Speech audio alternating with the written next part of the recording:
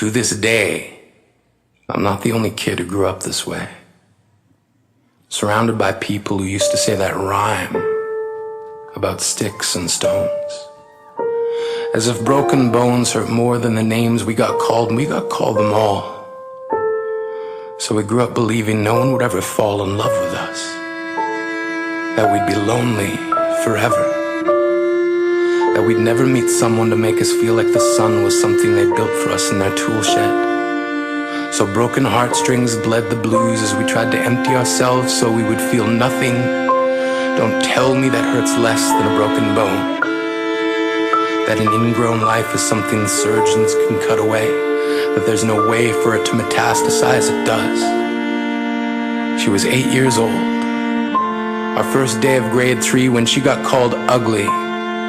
We both got moved to the back of class so we would stop getting bombarded by spitballs. But the school halls were a battleground where we found ourselves outnumbered day after wretched day. We used to stay inside for recess because outside was worse.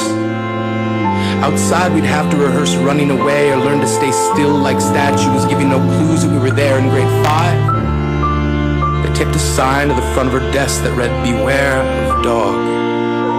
To this day, despite a loving husband, she doesn't think she's beautiful because of a birthmark that takes up a little less than half her face. Kids used to say she looks like a wrong answer that someone tried to erase but couldn't quite get the job done. And they'll never understand that she's raising 2 kids whose definition of beauty begins with the word mom, because they see her heart before they see her skin, because she's only ever always been amazing. We weren't the only kids who grew up this way. To this day, kids are still being called names. The classics were "Hey stupid," "Hey spaz."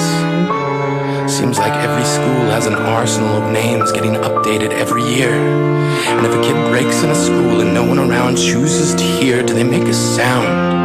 Or they're just background noise from a soundtrack stuck on repeat when people say things like kids can be cruel?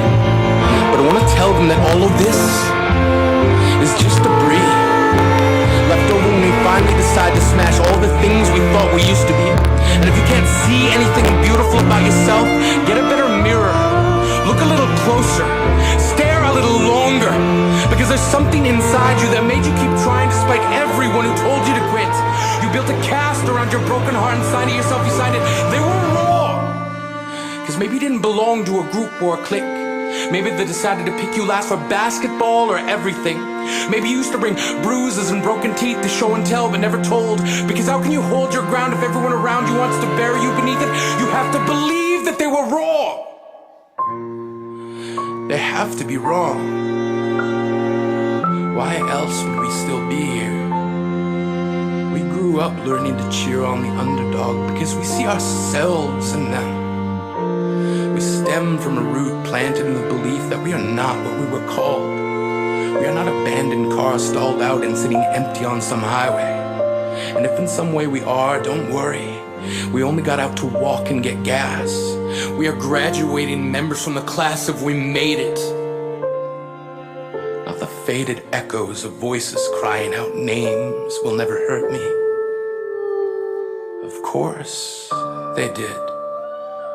But our lives will only ever always continue to be a balancing act that has less to do with pain and more to do with beauty.